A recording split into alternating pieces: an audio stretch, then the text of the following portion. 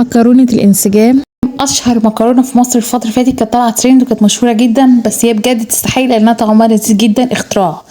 تعالوا بقى نسمي بالله ويلا نبتدي. اول حاجه هتجيبي بصلتين كده وتقطعيهم شرايح رقيقه كده بالمبشره بتاعه البطاطس، بالسكينه المشرشره اللي عندك او السكينه عاديه، المهم سكينه حاميه عشان تقطعها معاكي شرايح رقيقه. بعد كده نحط عليهم معلقه دقيق كبيره ونقلبها فيها كويس كده، والطاسة على النار فيها زيت، والزيت بتاعي يبقى سخن شوية لحد ما، ونحط بقى البصل ونقدينا فيه على طول، نفضل نقلب عشان كله ياخد مع بعض لون دهبي فاتح كده، ما نخلوش يغمق عشان لو غمق هيمرر. فالسر ان البصل عندي يطلع وهو دهبي فاتح لسه، لان بعد ما بيطلع بيكمل سوا، بيبقى لسه فيه الحرارة، فما بيكمل سوا بيغمق سنة كمان، فاحنا نطلعه افتح من كده. والصلصه بقى، وهي كل القصه كلها في الصلصه اصلا، هناخد معلقتين من زيت البصل اللي احنا قلينا فيه البصل، وهنحط عليها معلقتين صلصه بيوريه، هنمكس بين الصلصه البيوريه اللي هي المعلبه وبين الصلصه الفريش، طماطم الفريش عندي هي طماطم فريش انا عاملاها كنت شايلها في الفريزر يعني.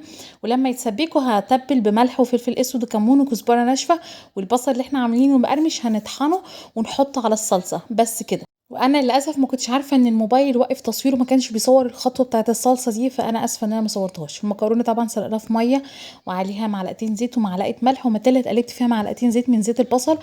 جربوها الف هنا وربنا يحسن ما بين ايديكم يا رب.